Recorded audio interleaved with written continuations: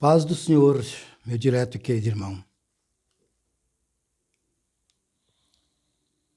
Vou tratar de um assunto com você nesse instante,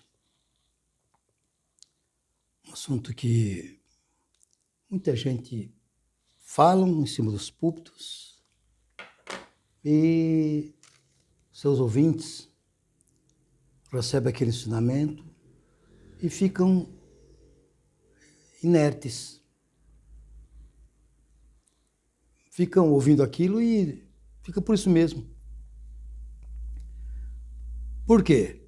Porque eles ouvem e não têm um conhecimento para discutir aquele assunto, e a pessoa que transmitiu para eles aquele assunto também é uma pessoa que já recebeu de um outro, e de um outro, e já congregaria há tantos anos e passaram para ele aquelas informações como se fossem informações verdadeiras, quando na verdade não se pode comprovar. Eu vou tratar desse assunto dizendo assim, a respeito da vida eterna. Você já ouviu dizer, claro que já ouviu muitas vezes, cuidado, você é eterno, você tem a vida eterna e você pode passar essa vida eterna com Deus ou com o diabo. É verdade que após a ressurreição dos mortos, vai se entrar numa fase de vida. Se ela for uma vida salva com Jesus, ela é eterna. Você vai viver eternamente com Cristo Jesus. Se você for condenado ao inferno, você vai viver também eternamente com Satanás e seus demônios. Mas neste momento, no corpo desta vida, você não tem vida eterna. Não. Disseram para você que você tem, mas você não tem. Quem lhe deu vida eterna? Se o homem é morredouro, o homem é mortal, como é que você pode ter a vida eterna? Você tem a vida eterna se com você acontecer isso que eu vou ler aqui agora. Quem tem o Filho tem a vida eterna, tem a vida. Quem não tem o Filho de Deus não tem a vida. E o testemunho é esse, que Deus nos deu a vida eterna e esta vida está em seu Filho. Olhe, Deus nos deu a vida eterna e esta vida está em quem? Em seu Filho. Para você ter a vida eterna na eternidade, você tem que ter o Filho. Você tem que estar agregado a Jesus. Porque Ele próprio é a vida eterna. Você estando com Ele, após a ressurreição, a primeira ressurreição, a segunda duvidosa, mas a primeira ressurreição, você vai englobar o número dos salvos e vai viver aí sim você vai ter a vida eterna. E não uma vida passageira, como a que tem hoje na carne. No corpo desta vida, a nossa vida é passageira. O Salmo lá atrás diz que que a vida é no máximo 70 anos. E com o passar disso é enfado e canseira. E muitos de nós já têm mais de 70 anos. Estamos aí, mas todos nós que passamos de 70 já temos os nossos cansaços, os nossos enfados, as nossas deficiências em todos os sentidos do nosso corpo. Não somos como um homem jovem. Não temos a força de um homem jovem. Então, ainda que passemos dos 70, mas alguns dizem que está se sentindo tão mal por ter chegado numa idade que passou dos 70, que não suportam a vida. Há poucos dias, lá na Inglaterra, um inglês procurou um país em que aceita a eutanásia e ele disse que estava tão cansado da vida, que não suportava o peso, que queria se matar. E foi se matar num país que podia fazer aquele tipo de eutanásia. Porque ele disse que a vida tinha se tornado cansativa demais, ele não suportava mais o peso dos anos sobre os seus lombos, sobre a sua cabeça, sobre o seu coração. Então veja, querido irmão, esta vida, ela é passageira. Quando pegam para você aí que diz que é eterno, já é uma mentira. Você sabe quem foi o primeiro que inventou esta mentira? Você não sabe. Eu vou ler para você.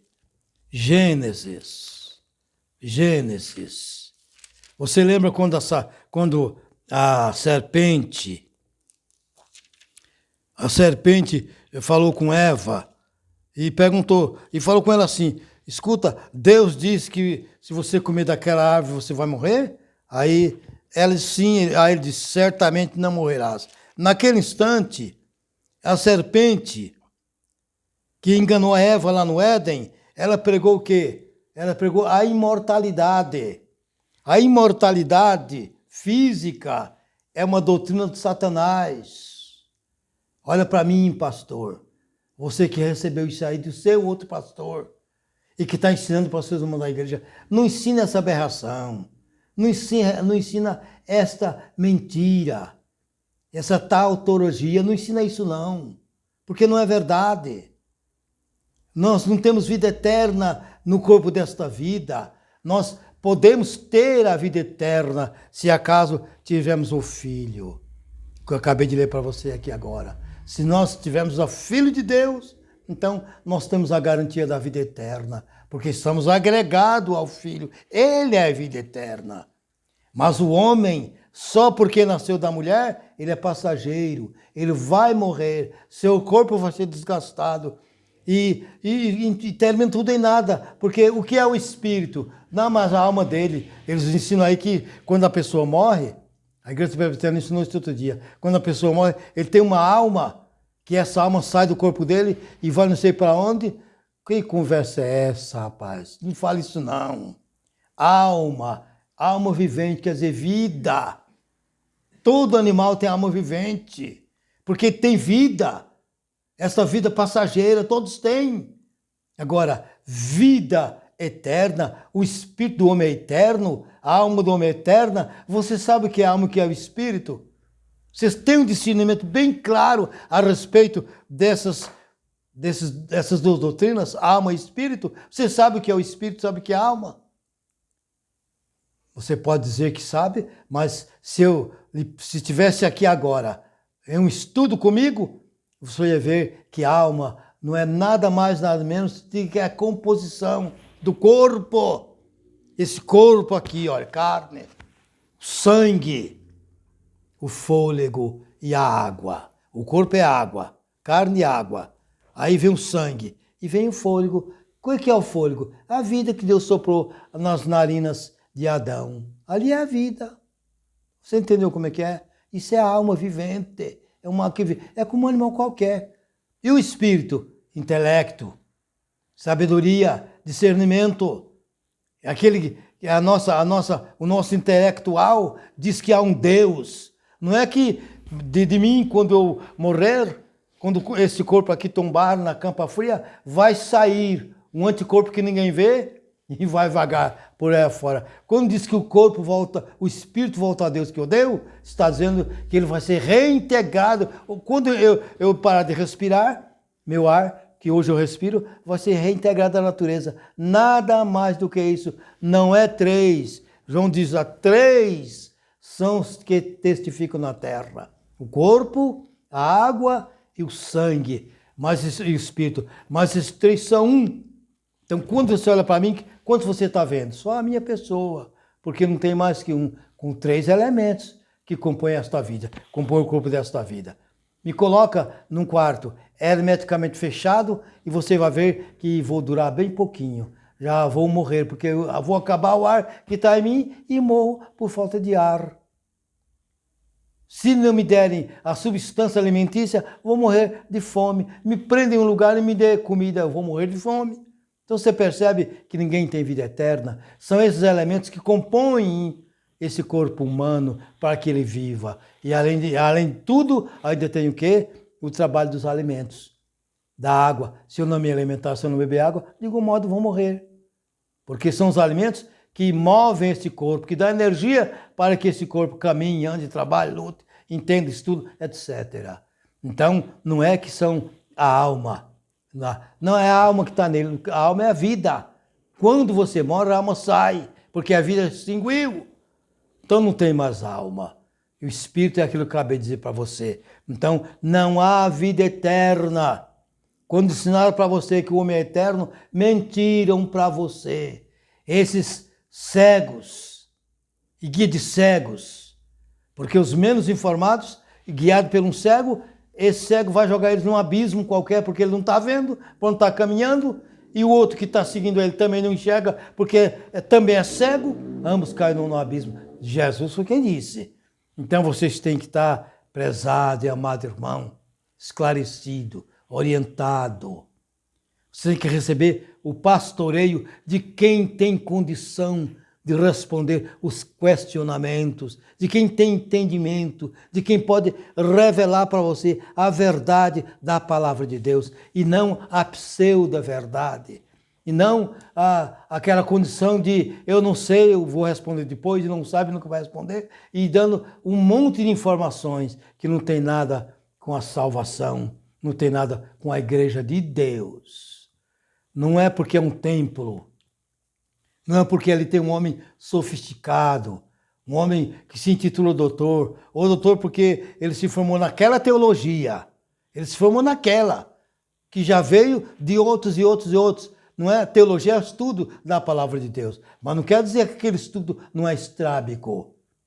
Não quer dizer isso, porque quando ele ensina uma doutrina ali, que não pode ser sustentada pelo conjunto da palavra, que não é só um isolamento.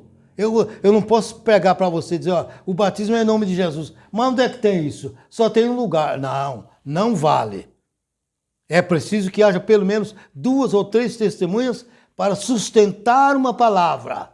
Então a palavra de Deus também, ela tem que ser dita e confirmada em 2, 3 ou mais versículos em livros diferentes.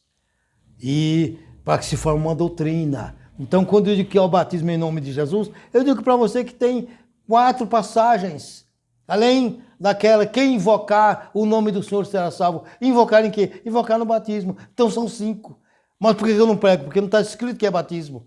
Mas diz de invocar. Mas fazendo uma tradução real, invocar que é receber. Receber de que forma? No batismo. É no batismo que você recebe o nome de Jesus. E quem não tiver no nome de Jesus, está no nome da Trindade, está no nome dos ídolos, está no nome da falsidade, no nome de que você não pode sustentar. Sustenta a Trindade do Novo Testamento, vai. Você aí, falso teólogo. Você aí que diz para seus irmãos que você é teólogo. Teólogo de quê? De uma doutrina furada, do ensino que não tem fundamento, do ensinamento que você já recebeu de outra pessoa, que também já não tinha, é aquele cego guiando cego. Como é que você pode sustentar uma doutrina que você não vai encontrar pelo menos 3 passagens que digam que aquilo é uma doutrina de salvação? Você não consegue provar e insiste em dizer. Quando você vai lá para o Velho Testamento, se sustentam lá no primeiro capítulo de Deus escrevendo lá em Gênesis, dizendo, façamos o homem, no versículo 27, conforme a nossa imagem e semelhança. Aí você diz, não, aqui estava a Trindade. Não faz isso não, enganador. Não faz isso com as pessoas pobres de espírito e falto de entendimento. Falso, seu enganador, seu mentiroso, seu puxador de brasa para a sua sardinha. Lá você não pode sustentar que Deus estava falando com a segunda e a terceira pessoa, porque pessoa é aquilo que tem corpo. Um espírito não é pessoa, pois não tem sangue, não tem corpo, não pode ser tocado. Não fala 3 pessoas que não é vista, ninguém pode enxergar. Vê as visões do templo lá na glória de Deus. Quantos estão sentados no templo, se não só um? Só se enxerga um. E quem é esse um? É aquele que desceu do céu e encarnou na mulher chamada Maria e viveu até os 33 anos e morreu na cruz. Derramou seu sangue na cruz por conta dos nossos pecados. Então, Gênesis, no capítulo 1, versículo 27, 28, não sustenta nada.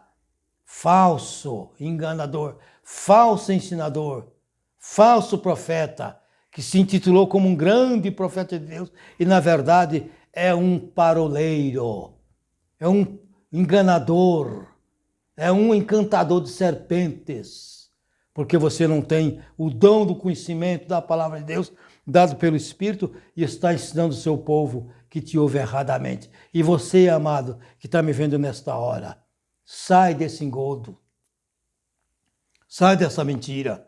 Sai desse atoleiro, dessa areia movediça e vai para a verdade da palavra de Deus. A verdade aonde? Qual é a verdade, missionário? Em Jesus e nos apóstolos. É lá que está a verdade. O resto não se sustenta, porque não são verdades, são pseudos-verdades, ensinada por